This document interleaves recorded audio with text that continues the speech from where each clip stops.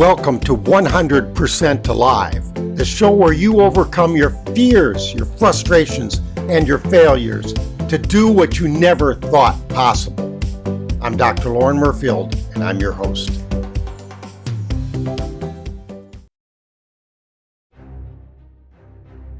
Gotta love being a hero, even if it's with a childhood toy that I got when I was a little kid, and the fun of playing fireman. You know, we love playing the heroes. That's as a child. But are we the heroes of our own lives? Are we writing romances where the hero overcomes the obstacles? Or are we writing tragedies and living tragedies where,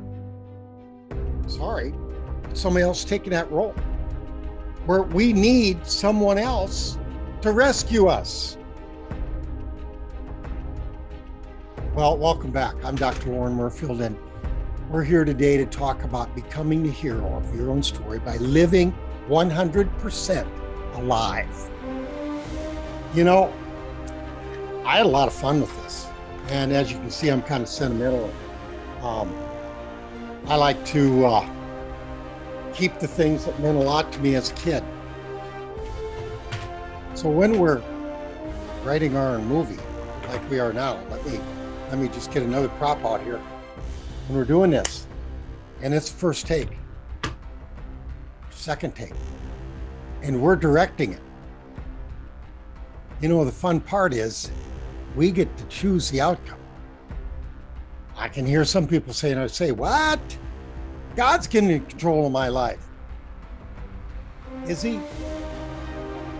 Because God gives us a lot of control that we shouldn't be giving back to God.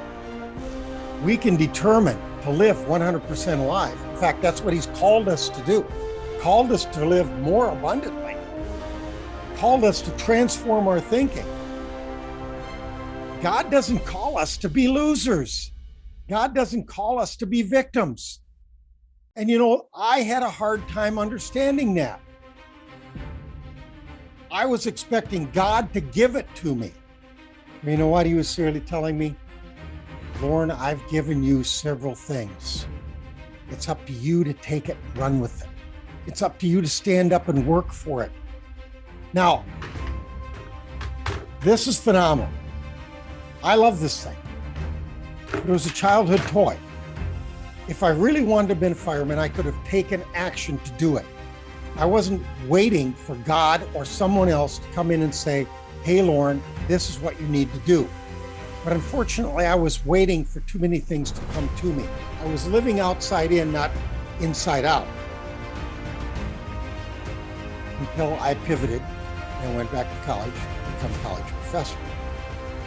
Now, unfortunately, we don't have hats in that for being a teacher or being a professor and to really change the world that way. So a lot of little kids don't grow up dreaming of that. Fortunately now, little girls can see they too can be an engineer. They too can do things that were a fireman or a policeman. They can do all that. Police officer. See, I need my language. I got to catch up with that. We can, like this childhood character here, we can play the part. It's not fake. We can actually do it. We can actually make the difference by becoming 100% alive, by donning the clothes, by doing the training first, and then getting up and going to work every day. A good friend of mine was a police officer for 22 years. He carried these every day, these handcuffs. He became the hero in his own story. He overcame doubt. He overcame disappointment. He overcame defeat, fear, frustration, failure, because he took control of his life by writing himself as a hero of his own story, not being the victim. You know, I lived outside of Philadelphia when 9/11 happened. I was teaching college here. And my wife was working downtown, took the trains in. And I called a colleague and he says, you know, I was just watching this on TV.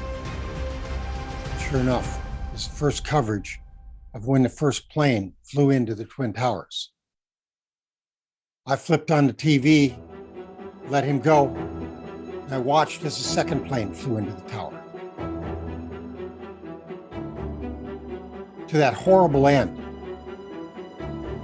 But then we heard the stories later about how firefighters, not playing any kids' game, donned their helmets and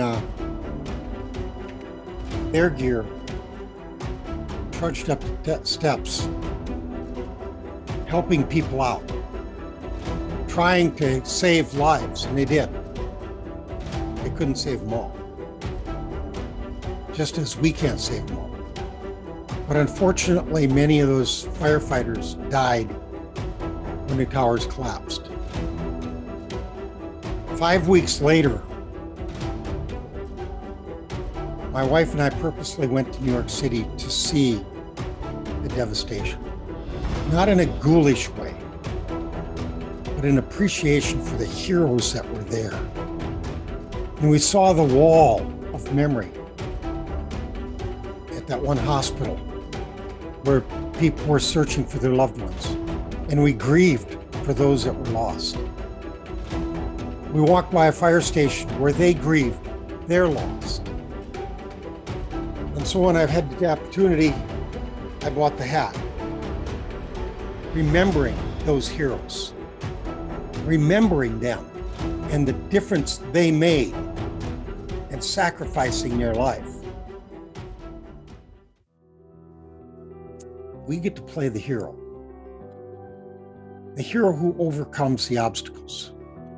Sometimes the hero takes their bumps and bruises. Sometimes the hero loses their life. But in the end, their lives are victorious. Victory. Remember I said, 100% alive is actively, not passively, actively living in victory every day. And you say, well, Doc, how can you live in victory if you're dying? You've helped others in the process. You may have saved lives in the process. You didn't live selfishly. Most of the time, we're not called to be the martyrs, but we sure remember those martyrs. And we remember the role of a hero. The role of the hero is to overcome the obstacle and help other people. Whether it's in a Western to save the town or save the damsel in distress, whether it's in a real life movie and you think and you say, who are your heroes? How did they help you through the tough parts? Wow. And then you stop and think and say, how have I been a hero? How have I helped people through their tough parts? Now, the hero doesn't always get thanked. The hero doesn't always get recognized. But the hero plays the role to overcome the obstacles. And you can write the script where you help other people.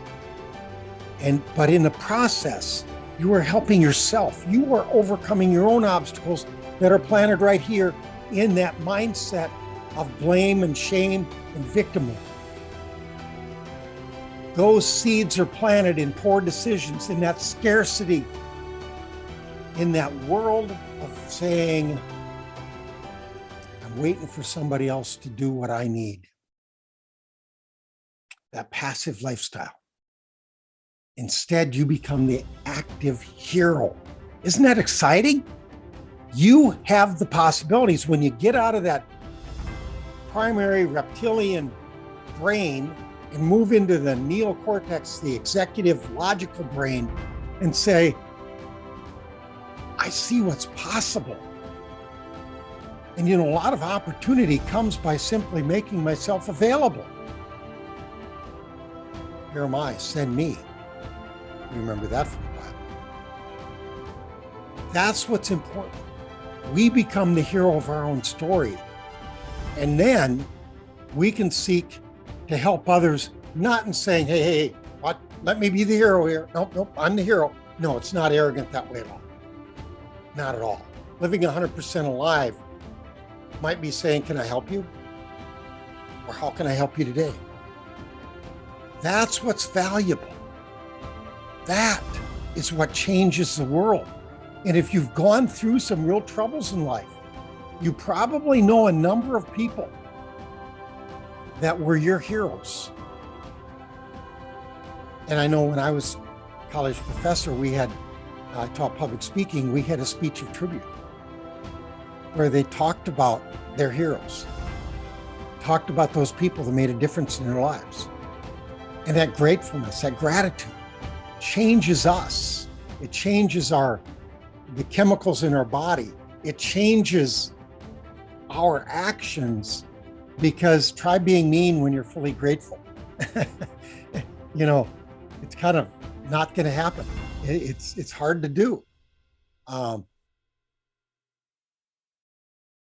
my challenge for you today, one year from today, how have you become a hero in your own story? This time I'm going to ask you, yeah, you can visualize it, but I want you to choose something where you are going to change in your own life, and you're going to change your thinking, change your action, and you're going to say, I am going to change this for me. I am going to be my hero. It might be standing up for myself more. It might be learning a second language. It might be learning a new skill, learning new knowledge, some way, shape, or form. You are going to take the action that's going to make you the hero. You're the one that's going to make the difference in your own life. Wow.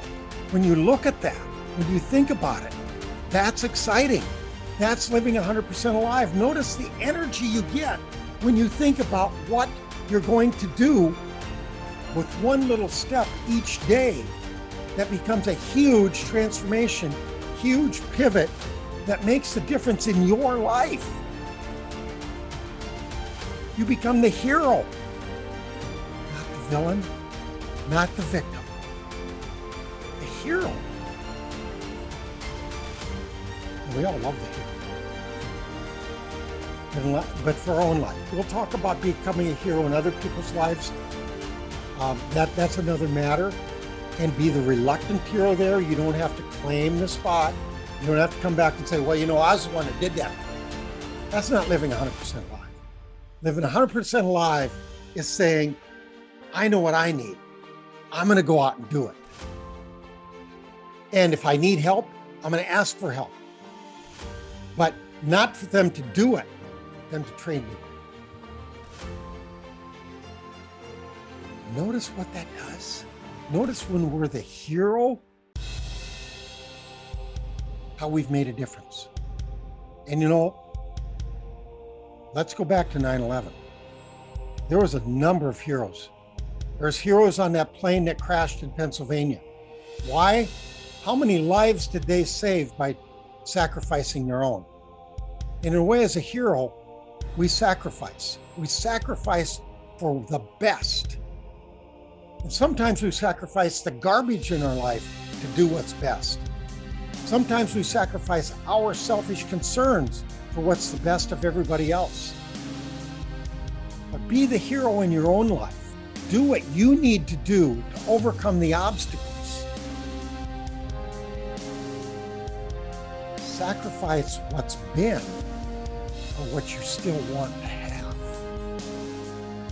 That's when life gets fun. Be the hero of your own story. Write the script, direct the action, edit the results, and share it. Take it to the people that you know is going to be a compelling story. Not to say you're great, but because it's going to make their lives better. Wow.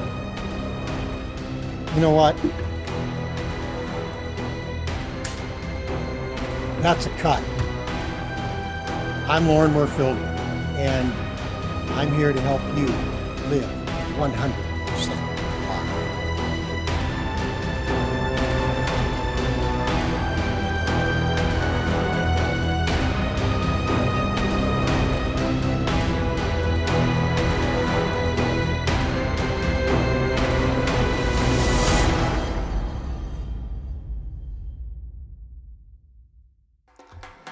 Thanks for joining our show. I'm Dr. Lauren Murfield, and until next week, remember, don't just survive. You were born to live 100% alive.